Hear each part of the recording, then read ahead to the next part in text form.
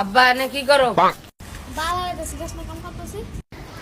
তুমি এনে এডি হালাইতেছো আর ওদিকে মানুষ কুরবানির লেগে গরু কিনা লাইতেছে। হালাইছি মালাইছি না, আমরা গরু কিনতে যাবো। হালো না মালো না, তোর আমারে কইস না।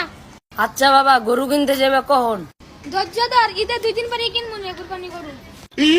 গরু কি কুরবানির লেগে কিনবা নাকি ফ্রিজ ভরানোর লেগে কিনবা? বাবা আগে কিনা যেটা পরে কিনা এটাই। সারা জীবন কেন নাই, এই বছর আবার কিনবা ঈদের পরে? বাবা 2 দিনের তো ব্যাপার। আব্বা কালকে যাবো গরু কিনতে, নাতে আমি আম্মার দ্বারে সব কইয়া দেবো। গোলামি পুতেকা জায়গা মতন যাচ্ছস গা। কালকে গরু কিনতে যাবো। 60 বছর পরে আমার বাপে কুরবানির লেগে রাজি হয়েছে। এটা আমার বাপ না, এটা আমার দুলা ভাই।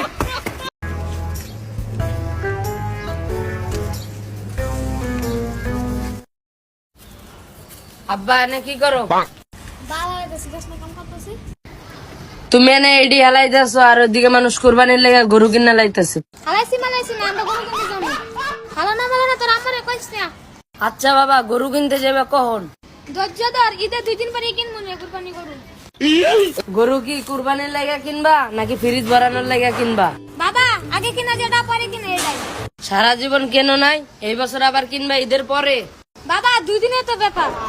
আব্বা কালকে যাবো গরু কিনতে, নাতে আমি আম্মার দ্বারে সব কইয়া দেবো। গোলামি পুতেকা জায়গা মতন যাচ্ছস গা। কালকে গরু কিনতে যাবো। 60 বছর পরে আমার বাপে কুরবানির লেগে রাজি হয়েছে। এটা আমার বাপ না, এটা আমার দুলা ভাই।